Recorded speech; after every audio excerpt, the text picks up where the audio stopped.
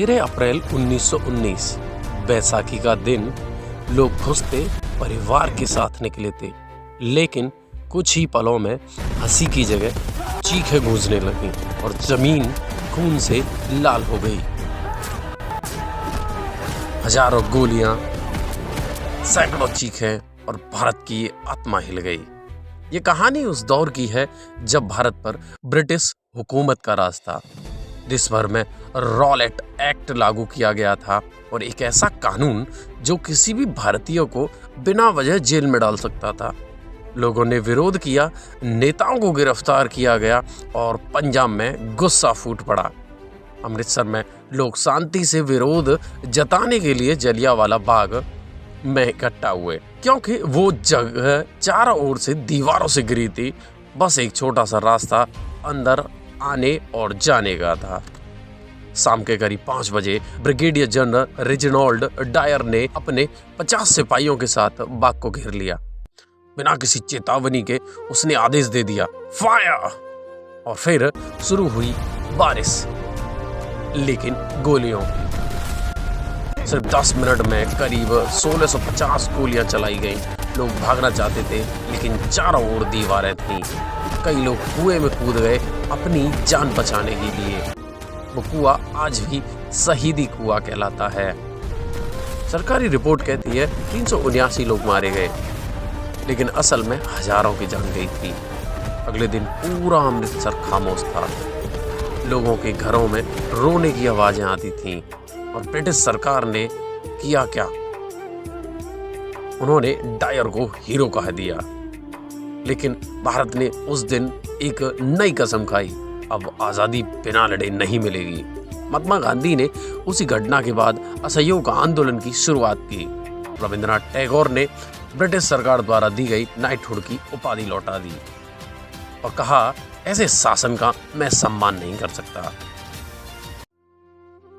आज भी जलियांवाले बाग की दीवारों पर गोलियों के निशान हैं। वो गवाही देते हैं उस दिन की जब एक हुकूमत की क्रूरता ने एक राष्ट्र को जगा दिया।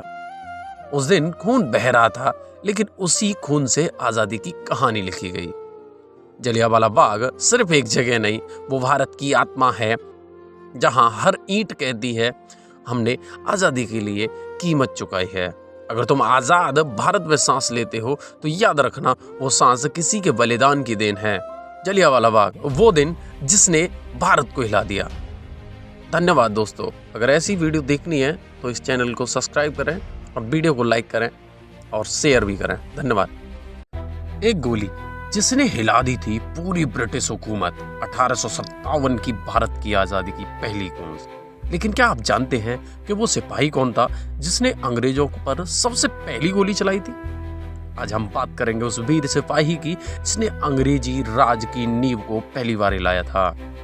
साल था 1857। देश में असंतोष की आग धधक रही थी। ब्रिटिश ईस्ट इंडिया कंपनी के अत्याचारों से जनता तंग आ चुकी थी। सिपाहियों के बीच गुस्सा बढ़ रहा था। वजह थी नई एनफील्ड राइफल के कारतूस, जिसमें गाय और सूअर की चर्बी होने की बात फैला दी थी। 10 मई 1857 मेरठ की छावनी में विद्रोह फूट पड़ा, लेकिन इस विद्रोह की पहली चिंगारी बैरकपुर में भड़क चुकी थी। हाँ, बैरकपुर का नाम इतिहास में अमर हो गया, क्योंकि वहीं पर मंगल पांडे नाम के एक वीर सिपाही ने पहली गोली चलाकर अंग्रेजी हुकूमत को चुनौती दी थी।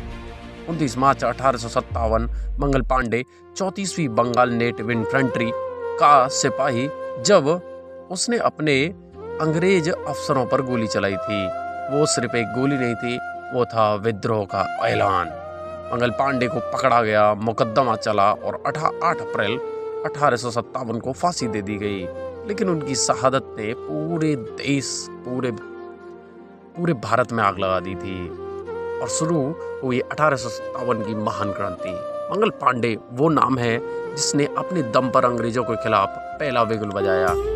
आज भी उनकी वह गोली हमें याद दिलाती है कि आज़ादी सिर्फ दी नहीं जाती, उसे छीना जाता है। अगर आपको ये कहानी प्रेरक लगी तो वीडियो लाइक करें, अपने दोस्तों के साथ शेयर करें और ऐसे ही अनकहे इतिहास को जानने के लिए चैनल को सब्सक्राइब करें। मिलते हैं किसी और नई कहानी के साथ। धन्यवाद।